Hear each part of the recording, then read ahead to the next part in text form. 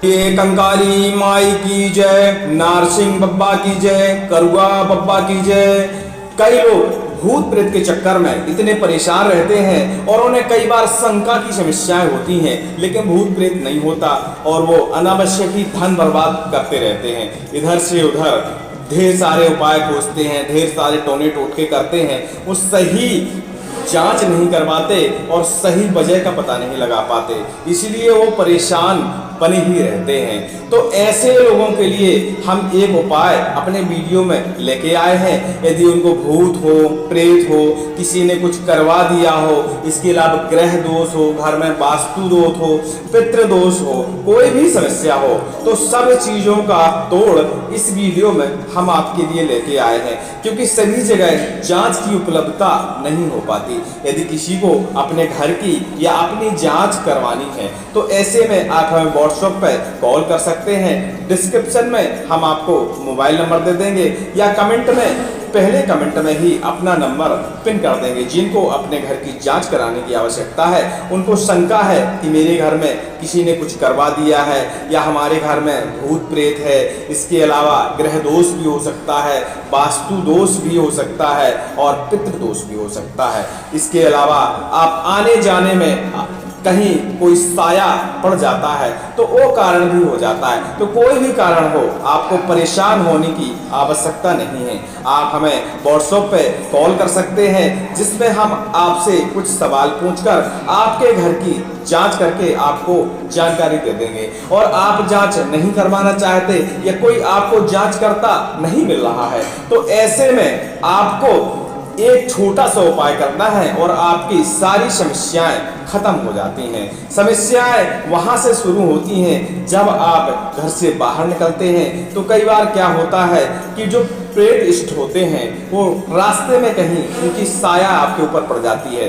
और आप घर आकर बीमार हो जाते हैं। इसके अलावा कई बार तो ऐसा होता है कि हमारी किसी से रंजिश होती है, दुश्मनी होती है, तो ऐसे में वह कुछ करवा देता है, तब भी हमें परेशानी कहीं ना कहीं होती है। और इन सब चीजों में परेशानी ऐसे होती है कि कई बार घर में कोई रोगी हो जाता है और हम इलाज करा करा के धीरे धीरे हमारा जो धन है वह नष्ट होने लगता है। इसके अलावा रोगी को यदि हम कहीं झड़वाते हैं, फुकवाते हैं, दिखवाते हैं तो कुछ क्षणिक आराम भी लगता है, ऐसा नहीं है, क्योंकि क्षणिक आराम जब लग जाता है तो आपको अंदर प्रसन्नता आ जाती है कि अब हमारा रोगी ठीक हो जाएगा।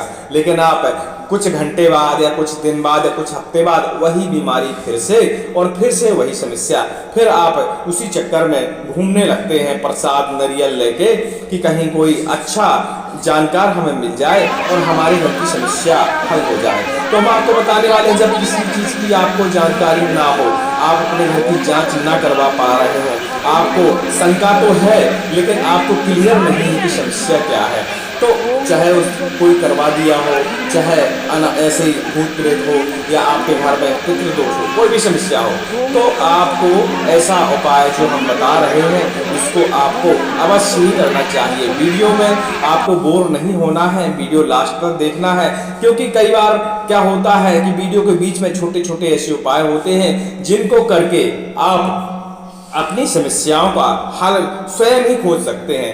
आज का समय ऐसा है, सभी लोग पढ़े लिखे हैं, मंत्र तंत्र सभी पढ़ ही सकते हैं और कितना भी जरूरी काम हो, कितना बड़ा बिजनेस क्यों ना हो, हर आदमी को रात्रि में या सुबह सुबह कुछ थोड़ा सा समय मिल जरूर जाता है। उसी थोड़े से समय में आप अपने घर की समस्या का निदान खोजकर उसे नष्ट कर सकते हैं। अब हम आपको उपाय की तरफ ले चलते हैं, क्योंकि आप ये सारी समस्याएं तो सबके साथ गुजरती हैं, चाहे वह गरीब घर का आदमी हो, मध्यम वर्ग का आदमी हो, बड़े घर का आदमी हो, कहीं ना कहीं उसके घर में किसी न किसी दोष की समस्या कभी ना कभी हो ही जाती है और उनको पता नहीं चलता। ऐसे में धीरे धीरे उनका धन खर्च होता रहता है और आमद कम हो जाती है, क्योंकि जब भूत प्रेत आते हैं तो या तो बीमारी में तोड़ते हैं या फिर आपको धन से तोड़ते हैं। मतलब परेशानी आपको देंगे चाहे किसी भी तरह से हो। जब धन से आप आपको तोड़ेंगे, धन आपका अनावश्यक खर्च होगा, बिना किसी वजह के खर्च होगा, जिसका आपके पास उपयोग नहीं होगा। ऐसी वस्तुओं का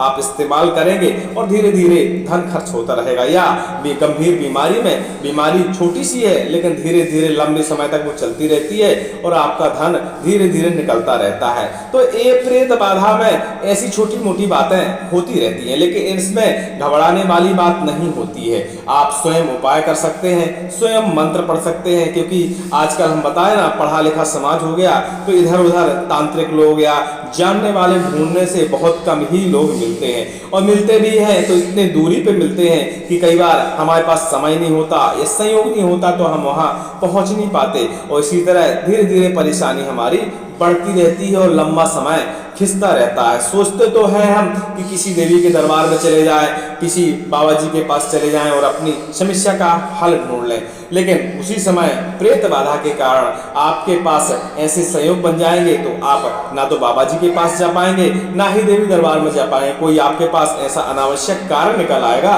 कि आप वहां जा ही नहीं पाएंगे, मतलब आपको समस्या आपकी हल हो ही नहीं पाएगी। तो ऐसे में अब आपको उपाय स्वयं करना चाहिए, और नहीं भी है कोई बाधा, नहीं भी है कोई शंका, तब भी आपको यह उपाय करने चाहिए, क्योंकि कई बार हमको पता नहीं होता और समस्या होती है। हम उस छोटी छोटी समस्याओं को नॉर्मल में या ले लेते हैं और उनको टालते रहते हैं, बाद में वो समस्याएं बड़ी बन जाती हैं। तो चलें अब उपाय की तरफ, बहुत हो गई बातें। तो उपाय करने के लिए सर्वप्रथम आपको एक नरसिंह भगवान की प्रतिमा यानी चित्र लाना है, फोटो लाना है, मतलब किसी धातु की, मिट्टी की ऐसी मूर्ति नहीं लाना है, सिर्फ चित्र लाना है जो कागज पे प्रिंटेड हो, नरसिंह भगवान का। नरसिंह भगवान एक ऐसे देव हैं, तंत्र विधान में और तंत्र शास्त्रों में और हमारे गुरुजी के माध्यम से बताया जाता है कि जब सारे तंत्र मंत्र फेल हो जाते हैं किसी कारणवश, जब सब आप तंत्र मंत्र सारे टोटके फेल हो जाएं, तब नरसिंह भगवान के जो मंत्र होते हैं वही इकलौते ऐसे मंत्र होते हैं जो सभी मंत्र तंत्रों की काट होते हैं, सभी दोषों की काट होते हैं, और चाहे कितनी बड़ी भी प्रेत बाधा, कितनी बड़ी शक्ति क्यों ना आ गई हो, तो उन सब का निदान जो होता है वह नरसिंह बब्बा का मंत्र होता है, और नरसिंह साधना ही इन सब टोने टोटकों को और मुसीबतों को दूर कर सकती है। तो हम नरसिंह बब्बा के मंत्र की तरफ ले चलते हैं, लेकिन उससे पहले हम आपको एक छोटी सी विधि बता दें। आसान विधि है, आप कम समय में इस विधि को पूरा करके अपने घर की समस्याओं को दूर कर सकते हैं। तो चलिए विधि की ओर। तो आपको किसी भी गुरुवार के दिन, अब वैसे तो नवरात्रे चल रही हैं, नवरात्रों में दिन और मुहूर्त का महत्व नहीं रहता, आप इन दिनों में किसी भी दिन आप इस तंत्र को कर सकते हैं, लेकिन नवरात्रें जब निकल जाती हैं तब हमें दिन ढूंढना पड़ता है। तो किसी भी गुरुवार के दिन आपको बरगद के 5 पत्ते लेके आना है। बरगद के पत्ते आसानी से मिल ही जाएंगे, सभी लोग बरगद का वृक्ष, बट वृक्ष का वृक्ष जानते ही होंगे, तो कोई दिक्कत ही नहीं। 5 पत्ते, साबुत पत्ते, अखंडित नहीं होने चाहिए, उनको अपने घर लाइए और उन पत्तों को बढ़िया से धुलिए और अपने पूजा स्थान पर सामने रखिए जहां आपने नरसिंह बब्बा की फोटो लगा के रखी है। उसके बाद चौमुखा एक ठो दीपक जलाइए और एक ठो कच्चा सूत बाजार में आसानी से जो हाथ में बांधा जाता है, मंदिरों में आप जाते हैं तो हाथ में बांधवा के आते हैं, कच्चा सूत, सूती धागे वाला सूत होता है, सिल्क वाला नहीं लाना है। तो एक आपको कच्चा सूत लाना है, कोशिश करिएगा कि पीले रंग का मिल जाए तो अति उत्तम माना जाएगा।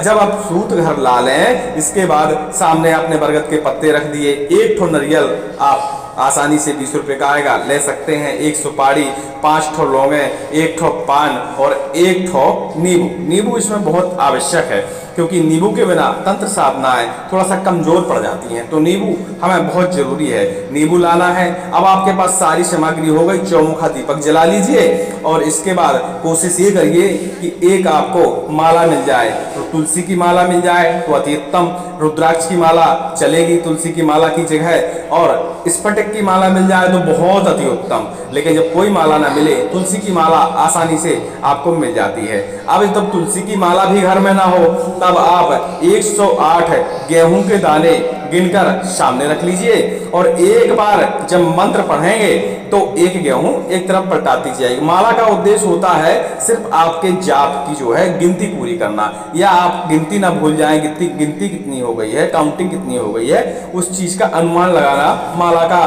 कार्य होता है। तो इसी तरह आपको जब मालाएं ना मिले तो 108 गेहूं गिन के रख लीजिए एक कटोरी में, और एक खाली कटोरी रख लीजिए, और जैसे जैसे आप मंत्र पढ़ते जाएंगे यानी जपते जाएंगे तो एक एक गेहूं उठा के उस खाली कटोरी में डालती जाइएगा। जब गेहूं आपके खत्म हो जाए तो 108 जो आपके जाप है वह संपूर्ण हो जाएगा।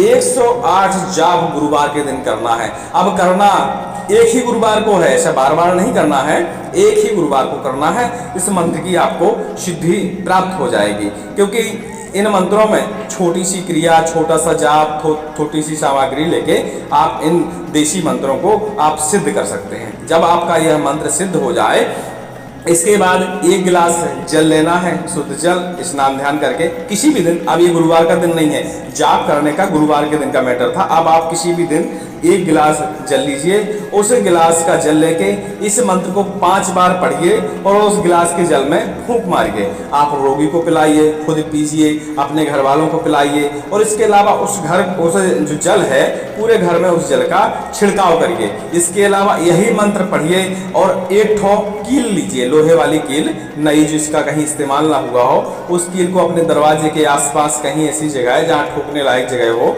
वहाँ ठोक दीजिए। आजकल टाइल्स वाला जमाना आ गया है तो कील ठुकती नहीं है, तो किसी कागज में पुड़िया लगा के कपड़े में बंद करके अपने दरवाजे के आसपास कहीं ऐसी जगह रख दीजिए जो दरवाजे के पास ही हो, मतलब अंदर ना हो, दरवाजे के बाहर होनी चाहिए।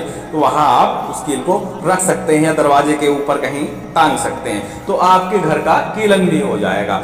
अब इतना करने के बाद आपकी जो समस्याएं हैं हल हो जाएंगी। वैसे तो धीरे धीरे समस्याएं हल होने का विधान है, लेकिन जो अपना प्रैक्टिकल है, जहाँ जहाँ हमने परीक्षण किया है इस मंत्र का, वहाँ 10 से 20 सेकंड लगता है, ज़्यादा से ज़्यादा 1 दिन का समय लगता है और आपकी समस्या हल हो जाती है। प्रेत बाधा हो, ग्रह दोष हो, किसी ने कुछ करवा दिया हो, वशीकरण चलवा दिया हो, मरण हो, मूठ हो, किसी भी प्रकार का तंत्र हो, वह इस मंत्र से कट जाता है। और इसी मंत्र को पढ़ के पलाश के फूल अभी आसानी से मिल जाएंगे, पलाश के फूल में 21 बार पढ़कर उसके ऊपर फूंक मारें और उसके साथ थोड़ी सी कंडे की राख पढ़ के उसमें भी 5 बार फूंक मारें और अपने गले में ताबीज के रूप में धारण करें। ऐसा करने से आपके पास जो नकारात्मक शक्ति है, अनावश्यक चीजें हैं, ये आपके शरीर को कभी टच नहीं करेंगी। अब आते हैं हम सामग्री की ओर। बरगद के पत्ता, सुपारी, लौंग, पान इत्यादि नींबू आपने सामान रखा था, तो बरगद के पत्ते पे